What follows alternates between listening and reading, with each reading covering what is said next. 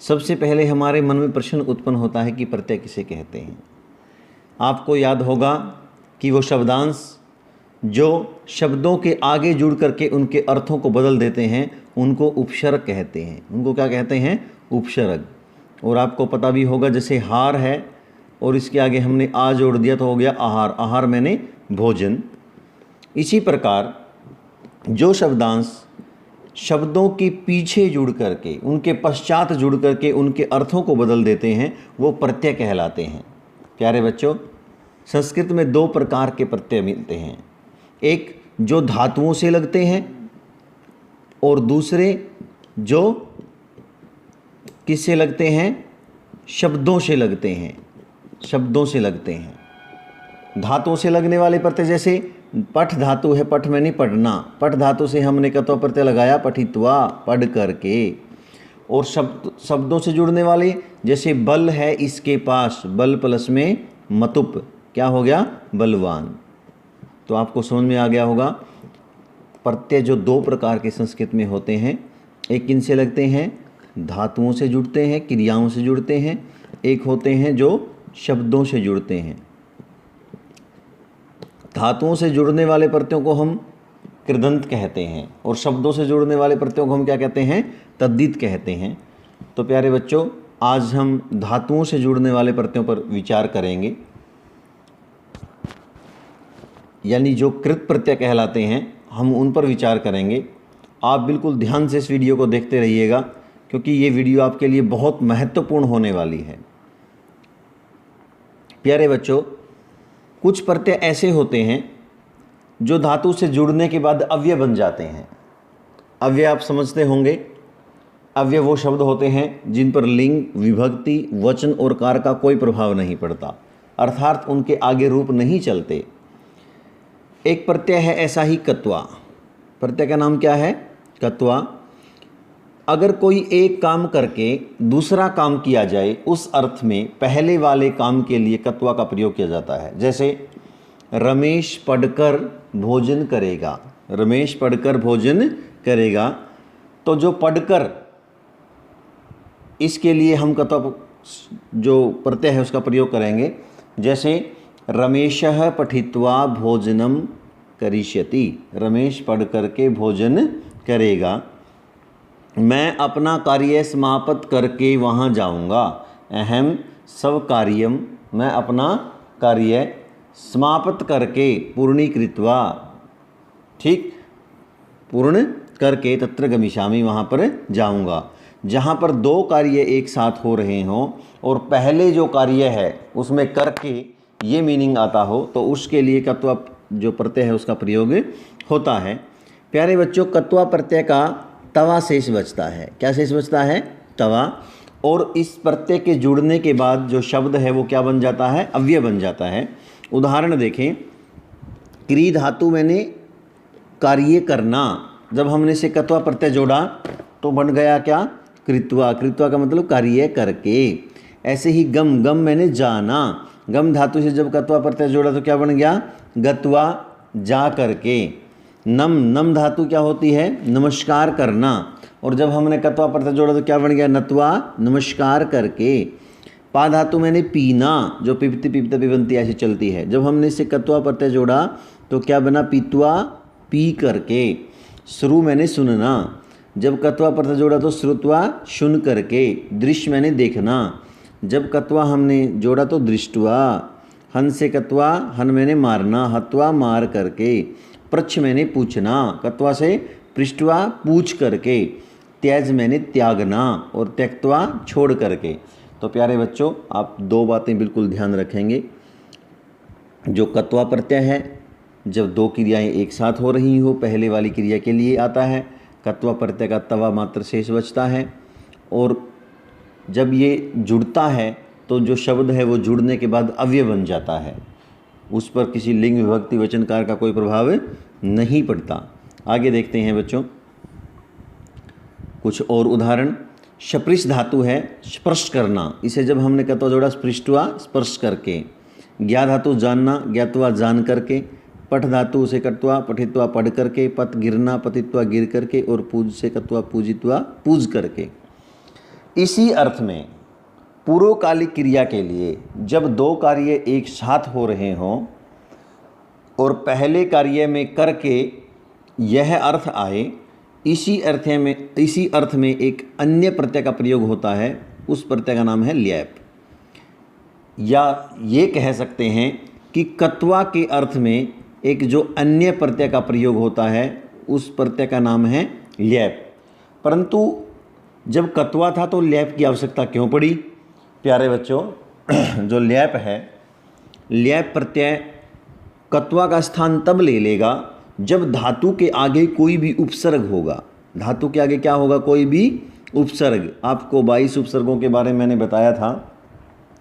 प्र, प्रा, प्रतिपर, निश, दुश, दुर, उप, अधि, प्रति, ये 22 उपसर्ग हैं। इन 22 उपसर्गों में से कोई भी उपसर्ग यदि धातु से पहले होगा तो कत्वा की जगह किस प्रत्यय का प्रयोग होगा? ल्यैप का। और ल्यैप प्रत्यय का मात्र यह शेष रहता है। क्या शेष रहता है? यह। जिस प्रकार कत्वा प्रत्यय का सिर्फ तवा शेष रहता था, उसी प्रकार जो ल्यैप प्रत्यय है उसका क्या शेष रहता है? मात्र यह शेष रहता है। आप बड़े ध्यान से देखेंगे बच्चों, ल्यैप प्रत्यय कत्वा की तरह ही प्रयोग होता है, ये बात मैंने आपको बता दी अच्छी तरह। अब देखते हैं कि कैसे प्रयोग होता है। अब जैसे यहाँ पर हमारे सामने है दा धातु। दा मैंने देना, दा मैंने देना, दान देना। अगर हम दा धातु से कत्वा लगाते दत्वा, दे करके, ठीक है ना, लेकिन उपसर्ग क्या आ गया? आ। क्या उपसर्ग है? आ। तो जब हमने कहा आ उपसर्ग है, दा धातु है, ल्यैप प्रत्यय का क्या शेष बच गया? ये। तो क्या बन गया? आदाय, ले करके। जो अर्थ है वो भी परिवर्तित हो गया, दत्वा दे करके और आदाय ले करके। शमरी धातु होता है शमरण करना। अगर शमरी धातु से हम कत्वा जोड़ें स्मृत्वा शमरण करके, लेकिन जो वी उपसर्ग जहाँ पर लग जाता है वो अर्थ को क्या कर देता है? पलट देता है। तो वी स्मरी प्लस में ल्यैप। आपको यहाँ एक बात मैं बताना चाहूँगा, धातु के अंत में यदि हर्स्व ई, हर्स्व उ और हर्स्व री, हर्स्व का मतलब छोटी ई, छोटा उ और री आते हैं धातु के अंत में और आगे ल्यैप है, तो बीच में आधा तय जुड़ जाता है। बीच में क्या जुड़ जाता है? आधा तय। ध्यान से देखें आप, वी समरी ल्यैप। वी उपसर्ग है, शमरी धातु है, ल्यैप प्रत्यय है। तो शमरी बोल के देखो, मैं के नीचे जो री है वो हर्स्व है, वो छोटी है, और आगे ल्यैप का क्या है? यह है, इसलिए आधा तय बीच में आ गया, विस्मृत्य, भूल करके। उसी प्रकार वी जी ल्यैप। जी मैंने जीतना, जी मैंने जीतना, जी जय। तो वी जी प्लस में ल्यैप। यहाँ पर भी जय में जो ई है वो हर्स्व है और ल्यैप का क्या शेष बचता है? मात्र यह शेष बचता है बीच में, इसलिए तय आ जाता है क्योंकि ये हर्स्व है। मैंने आपको बताया है ई, उ और री, अगर ये हर्स्व है, धातु के अंत में है, आगे ल्यैप है, तो बीच में तय का आगमन हो जाता है। यहाँ उ डी प्लस में ल्यैप, उडी है। आ प्लस में नी प्लस में ल्यैप, यहाँ क्यों नहीं आया? आ जाता है क्योंकि ये दीर्घ ई है। उपक्री प्लस में ल्यैप, यहाँ पर री हर्स्व थी इसलिए आ जाता है। उपकृत्य उपकार करके, प्रय आप ल्यैप प्राप्य प्राप्त करके। और उदाहरण प्यारे बच्चों देखते हैं, प्रय दा प्लस में ल्यैप प्रदाय, दे करके। सम शप्रिस प्लस में ल्यैप संस्पृश, स्पर्श करके। उत्तरी प्लस में ल्यैप उत्तीर्य, उत्तीर्ण करके। अब जो अग्रिम जो प्रत्यय है उसका नाम है तुमुन। उसका नाम क्या है? तुमुन। जो तुमुन प्रत्यय है वो भी जुड़ने के बाद कत्वा और ल्यैप की तरह शब्द को अव्यय बनाता है। उसके आगे रूप नहीं चलते, उस पर लिंग विभक्ति वचन का प्रभाव नहीं पड़ता। और तुमुन जो प्रत्यय है वो क्रिया को करने के लिए इस अर्थ में प्रयुक्त होता है। जैसे पठ धातु है, पठ मैंने पढ़ना, तो पठ से जब हम तुमुन जोड़ेंगे, तुमुन का क्या शेष बचता है? तुम। पठी तुम, पठी तुम का मतलब पढ़ने के लिए। इसी प्रकार यदि हम गम धातु है, गम मैंने जाना, इससे जब हम तुमुन जोड़ेंगे तो बनेगा गंतुम, जाने के लिए। इसी प्रकार एक धातु है दृश्य, दृश्य मैंने देखना, जब हम दृश्य धातु से तुमुन जोड़ेंगे तो क्या बनेगा? दृष्टुम, देखने के लिए। देखते हैं प्यारे बच्चों, इसके उदाहरण देखते हैं, ध्यान से आप देखते रहिएगा।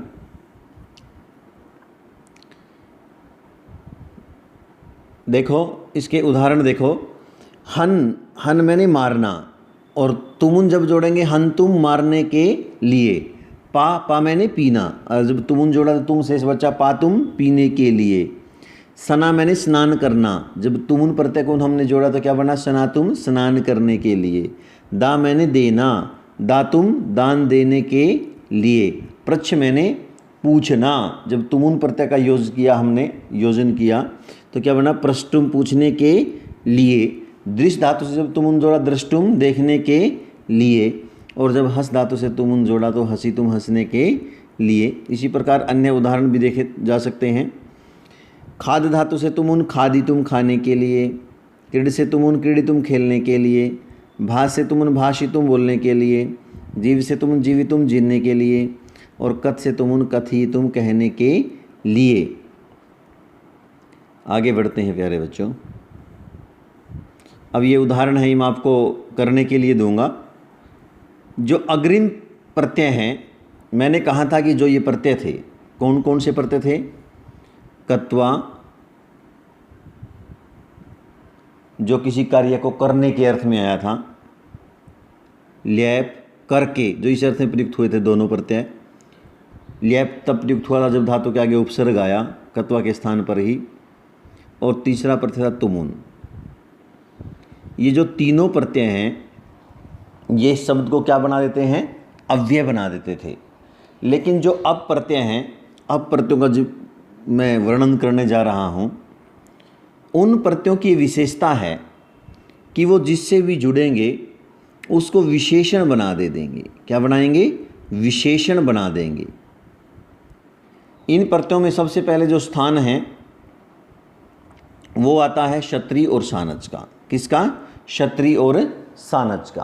प्यारे बच्चों, दो प्रकार की धातुएं होती हैं, आपने देखी होंगी। एक परस्मैपदी और एक आत्मनेपदी।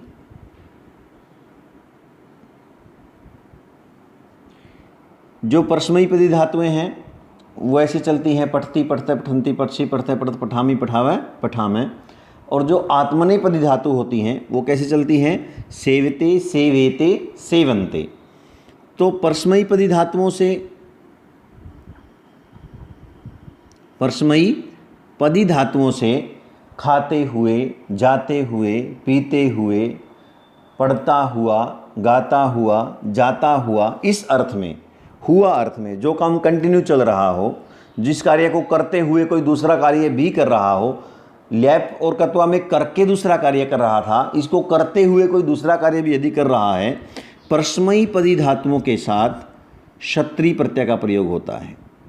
क्षत्रिय प्रत्यय का प्रयोग होता है। और जो आत्मनेपदी धातु हैं, इसी अर्थ में करता हुआ, जाता हुआ, खाता हुआ, पीता हुआ, इसी अर्थ में आत्मनेपदी धातु जो होती हैं, सेवते सेवन्ते सेवन्ते, सेवते सेवेते सेवन्ते, इस प्रकार की धातु जो आत्मनेपदी होती हैं, उनके साथ सानच जो प्रत्यय है उसका प्रयोग होता है। प्यारे बच्चों, एक बात मैं आपके लिए बिल्कुल महत्वपूर्ण समझता हूँ यहाँ पर बताना। क्षत्रिय और सानच, ये दोनों प्रत्यय स्त्रीलिंग, पुल्लिंग और नपुंसकलिंग तीनों के लिए अलग से इनके रूप बनते हैं। मैं जैसे बताना चाहूँगा आपको, जब हम पठ धातु से क्षत्रिय प्रत्यय जोड़ेंगे तो यदि नपुंसकलिंग में हम रूप बनाएंगे तो बनेगा पठत। क्या बनेगा, पठत। अगर पुल्लिंग में बनाएगा तो बनेगा पठन, पढ़ता हुआ। और यदि हम स्त्रीलिंग में बनाएगा तो बनेगा पठंती। क्या बनेगा, पठंती। इसी प्रकार यदि हम सेव धातु से सानच प्रत्यय जोड़ेंगे तो नपुंसकलिंग में बनेगा सेवमानम। क्या बनेगा, सेवमानम। और पुल्लिंग में बनेगा सेवमानः। क्या बनेगा, सेवमानः। और स्त्रीलिंग में बनेगा सेवमाना। क्या बनेगा, सेवमाना। और ये शब्द बन जाते हैं, ये प्रातिपदिक बन जाते हैं और इनके आगे भी रूप चलते हैं। जैसे पठत है, इसका जगत के समान चलता है। पठन है इसका भवान के समान चलता है, और पठंती है इसका नदी के समान चलता है। फिर नहीं समझे हो तो मैं बताना चाहूँगा। मान लो पढ़ता हुआ बालक गाता है, पढ़ता हुआ बालक गाता है। अब बालक क्या है? पुल्लिंग है, तो हम पठत बालक नहीं कर सकते, पठंती बालक नहीं कर सकते। हम कहेंगे पठन, क्या कहेंगे? पठन बालकः गायति। क्या करेंगे? पठन बालकः गायति, पठन बालकः गायति। मान लो पढ़ती हुई बालिका गाती है, तो हम करेंगे पठंती बालिका गायति। गिरता हुआ पत्ता दिखाई देता है, गिरता हुआ पत्ता दिखाई देता है। जब पद धातु से सत्री प्रत्यय जोड़ेंगे तो नपुंसकलिंग में रूप बनेगा पतत। क्या बनेगा? पतत। तो पतत पत्रम दृश्यते, पतत पत्रम दृश्यते। फिर से आपको मैं बताना चाहूँगा कि ये जो दो प्रत्यय हैं क्षत्री और शानच, एक कार्य को करते हुए जब कोई दूसरा कार्य किया जाए, पहले कार्य जो करता हुआ है उस अर्थ में पढ़ता हुआ, खाता हुआ, पीता हुआ, चलता हुआ, उस अर्थ में इस प्रत्यय का जो प्रयोग है वो होता है। दोनों प्रत्यय एक ही अर्थ में प्रयोग होते हैं। जो धातु परस्मैपदी होती हैं, जो धातु परस्मैपदी धातु होती हैं, परस्मैपदी धातुओं से क्षत्री प्रत्यय जुड़ता है, और जो धातु आत्मनेपदी होती हैं उनसे सानच प्रत्यय जुड़ता है। प्यारे बच्चों, दोनों जो प्रत्यय हैं उनके तीनों लिंगों में अलग अलग रूप बनते हैं, क्योंकि ये जो प्रत्यय होते हैं ये विशेष्य के विशेषण होते हैं, ये विशेषण बन जाते हैं। क्योंकि जो खाता हुआ पीता हुआ है वो कौन है, इसलिए विशेषण तो बन ही जाएगा। तो बड़े ध्यान से आपने इनको देखना है। देखते हैं प्यारे बच्चों अब कैसे रूप बनते हैं, बड़े ध्यान से आप देखिएगा, ये महत्वपूर्ण टॉपिक है आपके लिए। जैसे पठ धातु थी, पठ धातु से जब हमने क्षत्री प्रत्यय जोड़ा तो पठन पढ़ता हुआ। अगर हम बालक के विषय में कहना चाहें या रमेश के विषय में कहना चाहें तो कहेंगे बालकः पठन, पढ़ता हुआ बालक, लिखता है लिखती। अगर स्त्रीलिंग में हमने क्षत्री प्रत्यय जोड़ा तो पढ़ूंगा पठंती। मान लो गीता है, गीता पढ़ती हुई लिखती है तो गीता पठंती लिखती। और पठती किस में बना? नपुंसकलिंग में बना। मान लो, खैर इसमें नपुंसकलिंग पढ़ तो क्या सकता है, ये प्रयोगार्थक नहीं है। मान लो इसकी जगह गिरता हुआ होता, पद धातु से बन गया पतत, गिरता हुआ पत्ता दिखाई देता है तो होता पतत पत्रम दृश्यते। ऐसे ही लिख, पुल्लिंग में लिखन, स्त्रीलिंग में लिखंती और नपुंसकलिंग में लिखत। हस धातु से जब सत्री जोड़ा, पुल्लिंग में हसन, स्त्रीलिंग में हसंती और नपुंसकलिंग में हसत। ये हुई धातु कौन सी? परस्मैपदी, जो पढ़ती पढ़ता पठंती के समान चलती हैं, लिखती लिखता लिखंती के समान चलती हैं। अब धातु हैं आत्मनेपदी, जो सेवते सेवन्ते सेवन्ते, मोदते मोदेते मोदन्ते, वर्तते वर्तेते वर्तन्ते चलती हैं। इन धातुओं से इसी अर्थ में किस प्रत्यय का प्रयोग होता है? सानच का। अब जब सेव धातु से हमने सानच प्रत्यय जोड़ा तो पुल्लिंग में रूप बना सेवमानः, स्त्रीलिंग में बना सेवमानः और नपुंसकलिंग में बना सेवमानम। मान लो सेवा करता हुआ हनुमान सुशोभित होता है तो सेवमानः हनुमान शोभते। प्रसन्न होता हुआ बालक नाचता है तो मोदमानः बालकः नृत्यति। और प्रसन्न होती हुई जो लड़की है वो नाचती है, मोदमाना बालिका नृत्यति। तो आप अच्छे से समझ गए होंगे कि जो क्षत्री प्रत्यय है उसको जुड़ने के बाद तीन प्रकार से रूप बनते हैं, पुल्लिंग, स्त्रीलिंग और नपुंसकलिंग। जैसे पठन, पठंती और पठत, ये परस्मैपदी धातुओं के साथ इसका प्रयोग होता है। आत्मनेपदी धातुओं के साथ सानच का प्रयोग होता है और वहाँ भी तीन प्रकार से रूप बनते हैं। पुल्लिंग में जैसे सेवमानः, स्त्रीलिंग में शेवमाना और नपुंसकलिंग में शेवमानम। बच्चों आगे बढ़ते हैं। ये बिल्कुल अलग अलग करके आपको दिखाए हुए हैं, आप बिल्कुल ध्यान से इनको देख सकते हो। गच्छ से गच्छत रूप बना, गच्छन गच्छन्ति गच्छत, तीनों में चला। दृश्य, पश्यत पश्यन पश्यन्ति पश्यत। उसी प्रकार यच से यच्छन पुल्लिंग, यच्छन्ति यच्छत, पिबन पिबन्ति पीबत, भवन भवन्ति भवत। ये कि सारे के सारे आप बिल्कुल ध्यान से देखिएगा। ये गम से बना, ये दृश्य से बने, ये दा से जिसको यच हो जाता है, पा से, भू से, पच से, पृच्छ से, नृत नी से, नृत से, चुर से, और इसी प्रकार आगे बहुत सारे हैं। ये आपको देख लेने चाहिए, आप देख लेना, मेरा यहाँ सिर्फ समझाने का ही उद्देश्य था। उसी प्रकार जो सानच प्रत्यय है, यजमान पुल्लिंग में यजमाना, स्त्रीलिंग में यजमानम, नपुंसकलिंग में, ये अभ्यास कार्य मैं आपको करने के लिए दूंगा। अब चलते हैं कत प्रत्यय पर। प्यारे बच्चों, अब कुछ जो प्रत्यय हैं उनका प्रयोग भूतकाल के लिए किया जाता है। ऐसे भूतकालिक जो प्रत्यय हैं हमारे पास वो दो हैं, कत और कतवतु, कत और कतवतु। अब दोनों का प्रयोग कहाँ पर हो, दोनों भूतकाल के लिए हैं। तो प्यारे बच्चों, मैं आपको बता देना चाहता हूँ, एक होता है कर्तृवाच्य, एक होता है कर्मवाच्य और एक होता है भाववाच्य। अब ये वाच्य होते क्या हैं, ज़्यादा विस्तार न देते हुए बात को बहुत संक्षेप में रखता हूँ। वाच्य दरअसल बात को कहने का ढंग होता है। जैसे मैं चाय पीता हूँ, इसको मैं ये भी कह सकता हूँ कि मेरे द्वारा चाय पी जाती है। मैं चाय पीता हूँ ये कर्तृवाच्य है, और मेरे द्वारा चाय पी जाती है ये कर्मवाच्य है। तो कर्मवाच्य में कत का प्रयोग होता है। कर्मवाच्य वाक्य जब बनाना हो और भूतकाल की बात करनी हो तो धातु से किसका प्रयोग होता है, कत का प्रयोग होता है। जो कत प्रत्यय वो सकर्मक धातुओं से कर्म अर्थ में और अकर्मक धातुओं से भाव अर्थ में प्रयुक्त होता है, और जो कत्वतु प्रत्यय है वो कर्ता अर्थ में प्रयुक्त होता है। यानी कि जो कत्वतु प्रत्यय है उसका प्रयोग कर्तृवाच्य में होता है। जैसे मैंने पढ़ा तो मैं कहूँगा अहम पठितवान। पठ धातु से जब मैं कत्वतु प्रत्यय जोड़ूंगा, पठ धातु से जब कत्वतु प्रत्यय जुड़ेगा तो मैं कर्तृवाच्य में कहूँगा अहम पठितवान, मैं पढ़ा। और यही बात जब मैं कर्मवाच्य में कहूँगा तो कहूँगा मया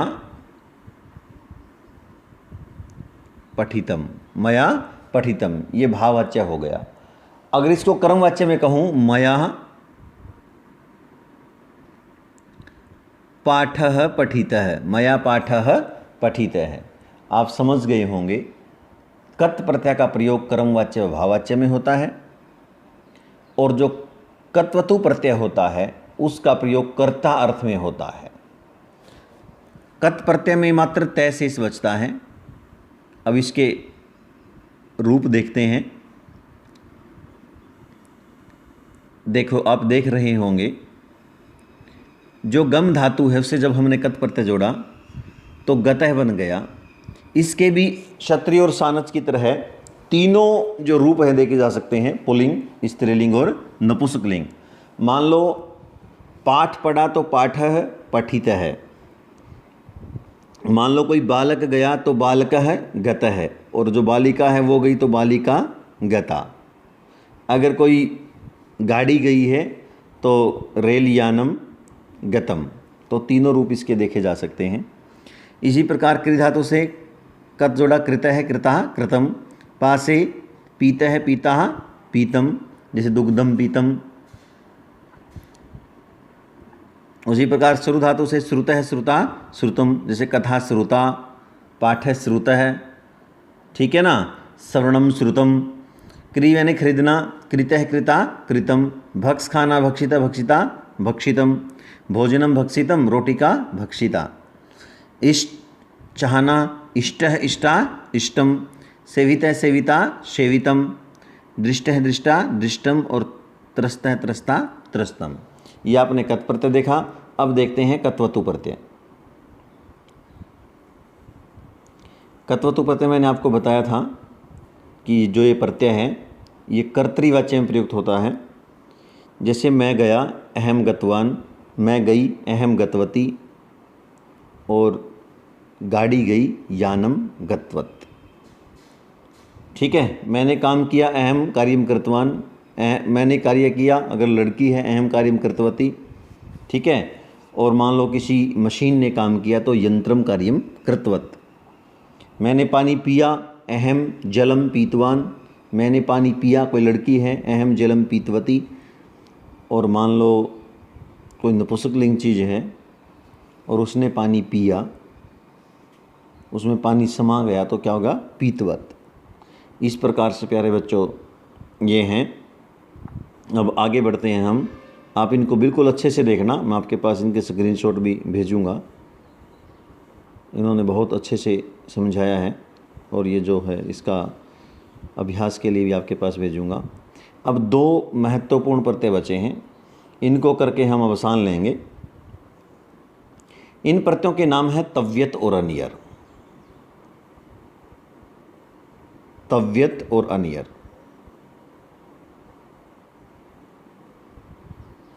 प्यारे बच्चों, एक बात मैं आपको बताना चाहता हूं कि जिस प्रकार कत प्रत्यय कर्मवाच्य और भाववाच्य में प्रयुक्त होता था, उसके अर्थ में प्रयुक्त होता था, उसी प्रकार जो तव्यत और अनियर प्रत्यय है ये इनका प्रयोग भी कर्तृवाच्य में नहीं होता, अपितु किस में होता है, कर्मवाच्य में और भाववाच्य में। और इनका अर्थ क्या हो जाता है, जब ये धातुओं से लगते हैं तो चाहिए अर्थ को प्रयुक्त करते हैं, चाहिए या योग्य। जैसे जब तव्यत प्रत्यय जुड़ता है तो तव्य शेष बचता है, और अनियर से जब जुड़ता है तो अन्य शेष बचता है। ये कहाँ जुड़ते हैं, धातुओं के पीछे जुड़ते हैं। देखते हैं उदाहरण। गम धातु है, गम मैंने जाना, गंतव्यम जाना चाहिए, और इनके रूप भी ठीक उन तीनों की भांति चलेंगे। गंतव्य है, गंतव्याः, गंतव्यम, तीनों रूप इसके उसी प्रकार चलेंगे जिस प्रकार की कत प्रत्यय में स्त्रीलिंग, पुल्लिंग और नपुंसकलिंग तीनों होते थे। पठ धातु से तव्यत प्रत्यय अगर जोड़ेंगे, पठितव्यम पढ़ना चाहिए, हस से तव्यत हसितव्यम हंसना चाहिए, रक्षितव्यम से रक्षितव्यत रक्षितव्यम रक्षा करनी चाहिए, जेतव्यम जीतना चाहिए, दातव्यम दान देना चाहिए, कर्तव्यम करना चाहिए। तो ये चाहिए और योग्य अर्थ में आते हैं। उसी प्रकार अगर अनियर जोड़ें, गमनीय जाना चाहिए, पठनीय पढ़ना चाहिए, हंसनीय हंसना चाहिए, रक्षणीय रक्षा करनी चाहिए। ठीक है, इस प्रकार से ये जुड़ेंगे। आगे देखते हैं, ये पूरे हैं, आप इनको बिल्कुल ध्यान से स्मरण करेगा, बिल्कुल प्रत्येक को आप देखेंगे। मेरा यहाँ उद्देश्य सिर्फ समझाना है। ये यत प्रत्यय है, इसको मैं नहीं कराऊंगा, मैं अनियर के पास जाना चाहता हूँ।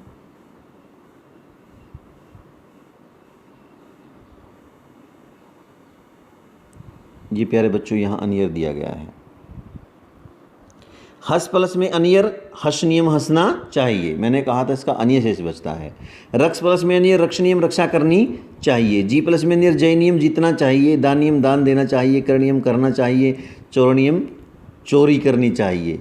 ये बना है, करनी नहीं चाहिए। दर्शनियम दर्शन करना चाहिए या दर्शन के योग्य है। स्मरणीयम याद करने योग्य है। स्नानियम स्नान करने योग्य है। श्रवणीयम श्रवण करने योग्य है। लेखनियम लिखने योग्य है। तो प्यारे बच्चों, बहुत लंबी ये वीडियो चली गई, आशा कि आपको अच्छे से समझ में आई होगी।